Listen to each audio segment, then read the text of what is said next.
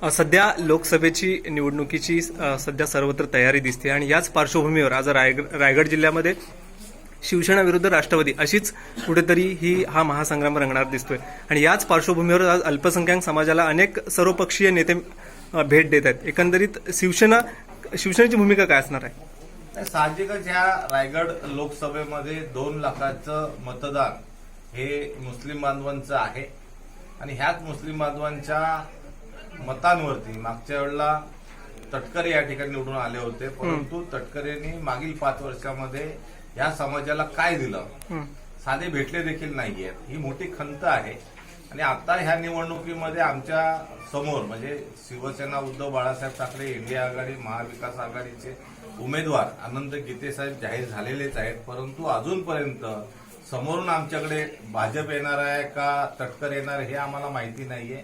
जे कोणी यायचे ते येऊ द्या, परंतु आम्ही 2 लाखाच्या 2.5 लाखाच्या मताधिक्याने या ठिकाणी ही लोकसभा यावेळेला जिंकू. त्या उद्देशाने आम्ही सर्वच कार्यकर्ते जे आहेत त्या स्तरावरती त्या समाज बांधवांबरोबर जाऊन चर्चा करून ह्या निवडणुकीला लढण्यासाठी तयारी केली. लोकसभेच्या निवडणुकीच्या पार्श्वभूमीवर आज आपण नागरिकांना काय आवाहन कराल? नागरिकांना एवढंच आव्हान करायचं की राजकारण कोणत्या दिशेला चाललेलं आहे, हे देशाची निवडणूक आहे.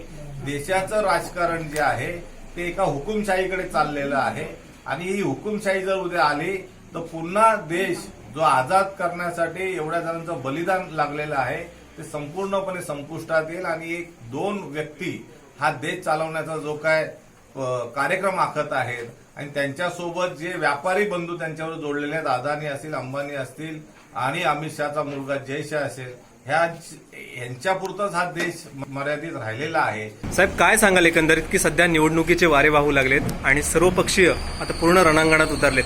आपल्या पक्षाकडून देखील मोहल्ला अभियान हा कार्यक्रम सुरू झाला आहे. आज आपण अनेक मोहल्ल्यामध्ये जाऊन नागरिकांना भेट देतात. एकंदरीत काय आहे हे अभियान?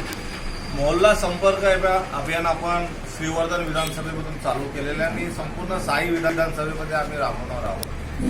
मोहल्ला संपर्क अभियानाच्या माध्यमातून त्यांच्या ज्या समस्या आहेत, गेली 5 वर्ष लोकप्रतिनिधी त्या मोहल्ल्यांमध्ये संपर्कच करायला गेले नाहीये.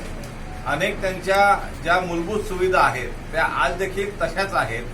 अशा मोहल्ल्यांमध्ये आपण जाऊन त्यांच्याकडून समजून घेतोय, त्यांच्या समस्या समजून घेतोय आणि ह्या ठिकाणी ज्या मोहल्ल्यांनी मागच्या वेळेला मतदान केलं मोठ्या प्रमाणामध्ये ते 5 वर्ष मोहल्ल्यामध्ये फिरकलेलेच नाहीये, त्यांची कामं तशीच राहिलेली आहेत आणि म्हणून त्या मोहल्ल्यांमध्ये जाऊन आम्ही त्यांच्याकडे संवाद साधतोय की आपल्या सूचना असतील, समस्या असतील आणि भविष्यात देशाचं जे काही राजकारण आता घडामोडी झालेल्या आहेत त्याच्याकडे त्यांचा पाहण्याचा दृष्टिकोन कसा आहे. दे धडक बेधडक वृत्त देणाऱ्या आपल्या शिवसत्ता टाइम्स न्यूज चॅनलला लाल बटन दाबून सबस्क्राईब करा आणि बेल आयकॉनला क्लिक करायला विसरू नका.